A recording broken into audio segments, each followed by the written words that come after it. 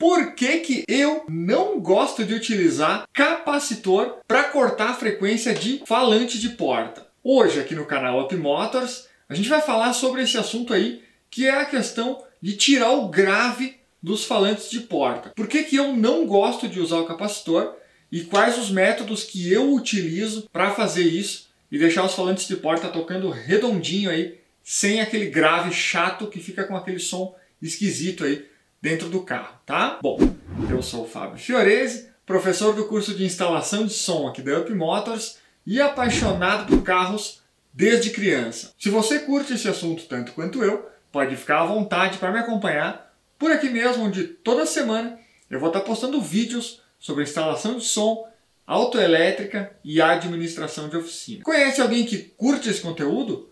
Compartilha com ele também. E quando tiver qualquer dúvida aí a respeito de instalação de som, é só entrar no YouTube, digitar o problema que você está tendo, digitar Up Motors do lado, que vai aparecer um vídeo meu para te ajudar a resolver o problema. E ainda hoje, no final desse vídeo, vai ter resposta de inscrito aqui do canal que fez pergunta aqui embaixo num dos nossos últimos vídeos aí.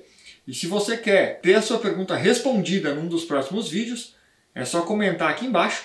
Você tem que ser inscrito publicamente no canal da Up Motors e aí eu vou selecionar uma pergunta aí para responder no vídeo que vem, tá? Mas tem que ser inscrito. Tem muita pergunta boa aí nos vídeos, mas as pessoas não são inscritas publicamente no canal. E aí então eu não vou selecionar para responder lá no final do próximo vídeo, tá? Beleza. Primeiro eu quero falar sobre o capacitor, como ele age e qual teria que ser um capacitor para ficar com uma qualidade razoável aí para fazer o corte de frequência no falante de porta. Então eu vou pedir para o Bruno colocar a imagem do meu computador aí na tela para você e você vai acompanhar aí junto comigo, tá?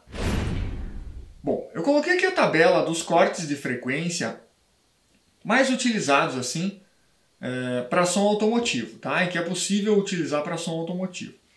Então você pode ver aí que a gente tem a frequência que a gente quer que toque lá no falante.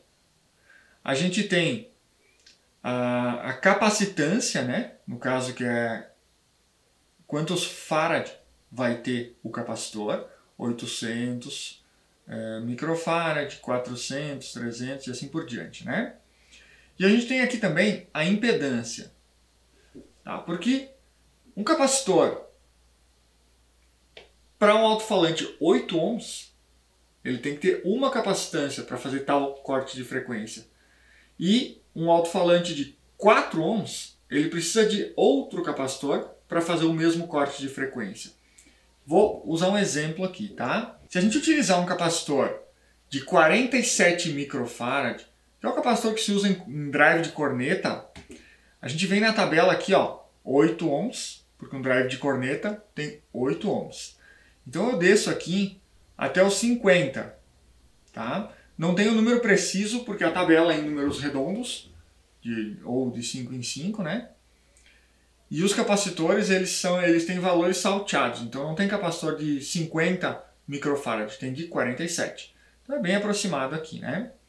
Bom, capacitor de 50 microfarad, ou 47, que é o que a gente encontra para comprar, ele daria um corte de 400 Hz. Beleza, 400 Hz. O capacitor ele tem um pouquinho menos de capacitância, né? Que é 47. Então bota que vai dar um pouco mais aqui, 450, por aí. Beleza. Isso se for a 8 ohms. Agora, se eu ligasse dois drive em paralelo e quisesse usar o mesmo capacitor. Então, se eu ligar dois drives em paralelo, eu vou ter 4 ohms. 4 ohms. Para eu ter aqueles mesmos 400 Hz de saída, eu tenho que colocar um capacitor de 100 ohms. Então, um capacitor de 100 microfarad. Então, olha a diferença que dá. Se a gente ligar um drive e um capacitor de 47, ele vai tocar 400 ohms. Agora, se eu ligar dois drives junto, eu vou ter 4 ohms, se eu ligar eles em paralelo, né? Ligando eles em paralelo, se eu utilizar o mesmo capacitor, um capacitor apenas, né, de 47 micro, eu venho para cá. Então eu vou liberar 800 Hz. Tá? Quer dizer que os drive, eles vão tocar com mais força, mas eles não vão tocar aquela voz lá embaixo, perto do 500 Hz, que é onde dá a voz boa mesmo do sistema, né? Bom, beleza. Isso aqui é só para mostrar como é que é a tabela aqui. Agora, um falante de porta, ele tem bem mais potência do que um drive de corneta, né? Convenhamos. Primeiro, porque ele é feito para tocar um pouquinho mais de grave também. E a corneta não. A corneta é feita para tocar só voz, corneta e tweeter. Então, consequentemente, vai menos energia para a corneta. Por isso, um capacitor, eu peguei aqui um capacitor exatamente como o que a gente usa para corneta, ou que a gente usaria para colocar num falante de porta, é esse aqui, né? Que ele tem essa característica preta aqui e ele é mais ou menos desse tamanho. Então o que acontece? Se eu colocar um capacitor numa corneta, o capacitor vai aguentar, porque a corneta ela consome pouca energia. Então tá tranquilo colocar um capacitor nela. Agora, num falante de porta, em primeiro lugar, se eu colocar um capacitor de 100%, que é o que eles vendem, tem no Mercado Livre também, capacitor para alto-falante de porta 100%. É porque é 100 microfarad a 100 volts. Bom, esse vai funcionar. Ele não vai queimar, ele vai realmente cortar o grave do alto-falante de porta. Mas quanto do grave ele vai cortar? Vamos olhar aqui na tabela. Ó, 4 ohms, tá? Um falante de 100 micro, ele vai mandar 400 Hz para cima para o alto-falante. Ele vai fazer um corte de HPF de 400 Hz. O que significa isso? Esse alto-falante de porta vai tocar que nem uma corneta. O que adianta ter um falante na porta se é para ele tocar mal e mal um sonzinho de corneta ou de tweeter? É quase melhor desligar do que deixar ele ali sem fazer nada, né? Na minha opinião, cortar em 400 Hz um falante de porta é deixar ele sem fazer nada. Então, eu não utilizo e não recomendo também utilizar um capacitor de 100%, que é 100 microfarad por 100 volts. Agora, eu encontrei um capacitor que é igual, é esse aqui, né? Exatamente o tamanho desse aqui. Essa é outra capacitância. Esse aqui é 2200 micro, é usado para outras coisas, né? Para circuito eletrônico, coisa assim. Mas tem exatamente esse tamanho, o capacitor de 330 microfarad por 250 volts. 330 microfarad por 250 volts. Bom, vamos aqui na tabela então. 4 ohms, eu tenho aqui 400 microfarad e 200. Se ele fosse 400, tocaria 100 Hz. Se ele fosse 200, tocaria 200 Hz. Agora, 330, bota que ele vai ficar no meio aqui, né? 150, 160. Ainda não é o ideal, mas eu já julgo como satisfatório. Colocar um capacitor de 330 microfarad por 250 volts, você vai ter um alto-falante de porta tocando a partir de 150 a 160 Hz. Já está razoável, tá? Não vai dar grave, mas também não vai dar só voz, né? Só tweeter ou só som de corneta, como seria com o capacitor de 100%. Mas aí vem um detalhe. Esse capacitor, embora ele suporte até 250 volts, se você colocar ele num falante de porta mais potente, por exemplo, de 50 watts RMS para mais, ele não vai suportar. Ele vai queimar. Por quê? Porque ele não é feito para suportar esses picos de energia que a gente tem no som automotivo. Tá? Então, se tiver alto-falante muito forte, 50 watts RMS ou mais, não dá para usar o capacitor, porque ele queima depois de um tempo. Ele incha um pouco e abre o circuito dentro dele, né?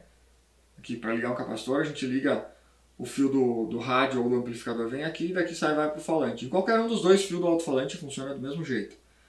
Então, se ele rompe o circuito aqui dentro, corta, né, o esquema aqui, para de funcionar o alto-falante. Aqui, então, são os motivos pelo qual eu não gosto de utilizar o capacitor. Tá? O primeiro é que o 100% que é indicado, aquele para colocar para alto-falante de porta, ele bota o falante para uma frequência muito alta e eu não gosto disso. Prefiro que ele toque com uma frequência aí de 100, 120, 150 Hz para cima, não 400 para cima. Tá? Esse é o primeiro motivo. Segundo motivo, Se você quiser colocar um falante um pouco mais forte, vai estourar o capacitor, tá? Esse é o terceiro motivo. E o quarto motivo é que ele é um pouco caro, esse capacitor aqui. Eu encontrei no Mercado Livre para comprar, comprando em lotes de 10 capacitores, custa R$110. Então custei mais ou menos R$10 cada um, R$11, mais um pouquinho de frete. R$11 cada um, se tem 4 falantes de porta, tem que colocar 4 capacitores, então dá R$40 só os capacitores. Então eu acho um pouco caro para utilizar esse capacitor aqui, para o tanto de eficiência, digamos, ou de resposta que ele vai trazer para a gente, tá? Sendo assim, se eu não utilizo o capacitor, tá aqui uma foto dele aqui, ó, 330 microfarad por 200 volts, tá? Bom, se eu não uso o capacitor, vou usar o que para fazer o corte de frequência? Uso o corte do rádio. Todos os rádios da Pioneer, os últimos aí, dos últimos 5, 7 anos, todos eles têm corte de HPF. Você vai lá até a configuração de HPF e vai cortar. Lá tem as opções 63, 80, 100, 125, 250. Qualquer uma desses cortes de frequência vai fazer com que toque zero ou quase zero de grave lá no alto-falante de porta. Então, se você colocar 63, ele vai tocar um pouco de grave. 80, vai tocar um pouquinho menos de grave. 100, não vai tocar grave. E 125 e 250 não vai tocar nada de grave nem de médio. Então eu recomendo você ir lá e configurar ele nos 100 Hz. É um corte HPF que eu gosto para falante de porta. 100 Hz. Aí o falante vai tocar de 100 Hz para cima. Pô, tá escutando lá o som, eu acho que daria para dar um pouquinho mais de grave. Baixa para 80. Baixou para 80, começou a levantar um pouco a distorção, começou a gerar distorção, volta para 100. Se em 100 ainda está dando distorção, vai para 125. Eu não lembro se é 125 ou 150, mas enfim, sobe para o próximo nível ali que tem de regulagem de HPF.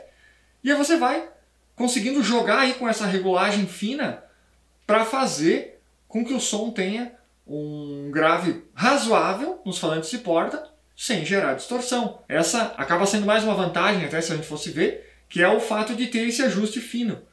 Porque o capacitor, colocou ele lá, já era. Não tem como alterar. Eu não queria 80, queria 150. Não, é só 150.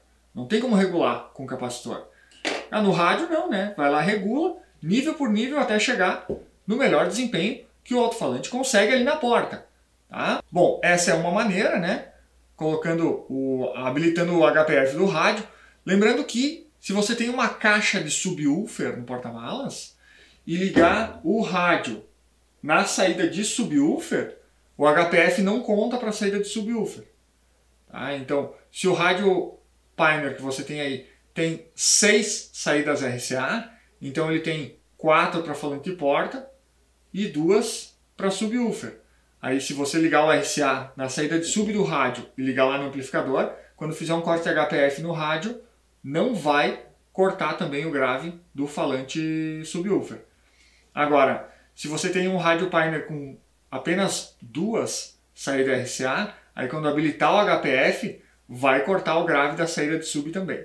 Salvo alguns modelos de rádio Pioneer que dá para ir na configuração inicial dele, com o aparelho desligado, segura o botão de function apertado, vai até o inicial e lá vai ter as pré-out, né, que são as saídas RCA.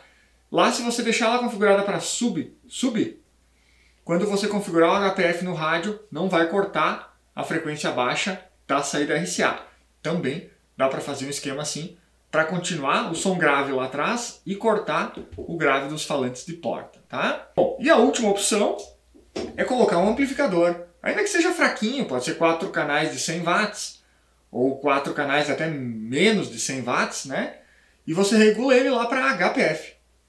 Regulando ele no HPF, ele toca, varia dos amplificadores, mas ele toca mais ou menos de 80 Hz para cima. Alguns amplificadores é 100 Hz para cima. Lembrando que, voltando na tabela da capacitância aqui, ó, se você tiver um falante ligado no canal e o amplificador corta em HPF em 80 Hz, quando você ligar 2 falantes, tá?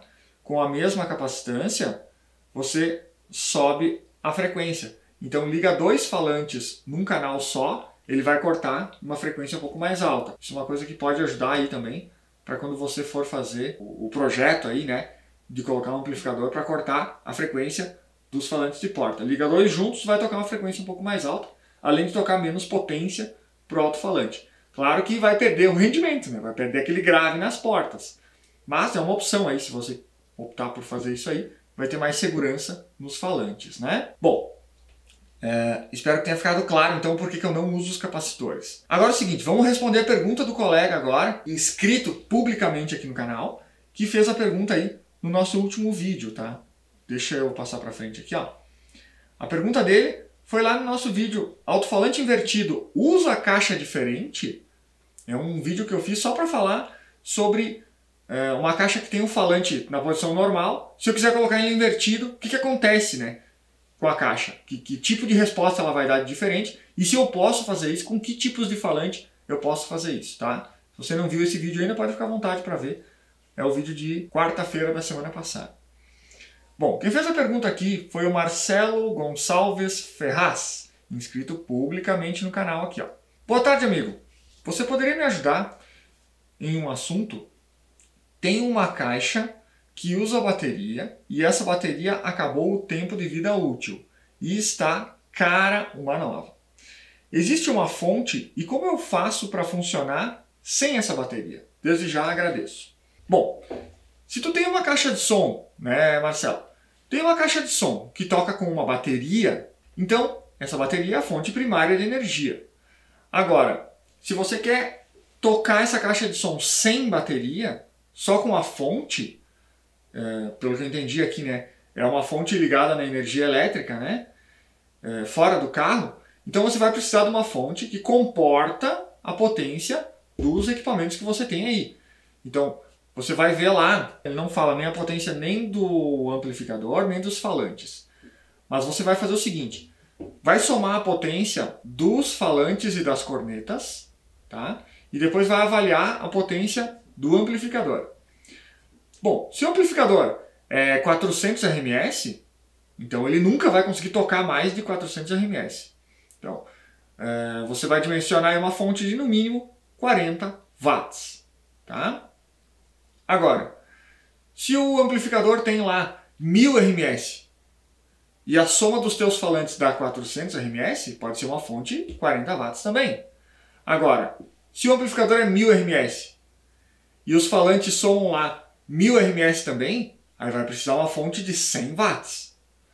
O que vai ditar aí a quantidade de potência da fonte que você vai usar é a quantidade de potência que você vai enviar para os falantes. Então, a única coisa que não dá para errar aí é colocar uma fonte com menos potência do que o teu som precisa. Porque daí quando levantar o volume 2 vezes vai queimar a fonte. Vai tentar mandar energia e não consegue e ela queima. Tá? Então, se você tem um amplificador de 400 watts, pode colocar uma fonte de 40 watts. Um amplificador de 1000 watts, coloca uma fonte de 100 watts. Tá? Só vai colocar uma fonte mais fraca se o amplificador for grande, se a soma dos falantes for mais fraca. Se for um amplificador de 1000 watts e a soma dos falantes dá 400 watts, pode colocar uma fonte de 40. Tá? Então a relação é essa, 1000, 100. Né? 400, 40. Essa é a relação aí, divide por 10, que vai dar certinho. Pode deixar ligado na tomada, tocando quantas horas quiser, que não vai acontecer nada de errado com a fonte, tá? Beleza, eu fico por aqui então. Espero que você tenha gostado do vídeo, do que eu passei aqui. E eu te aguardo no nosso próximo vídeo, sábado agora. Até já, tchau!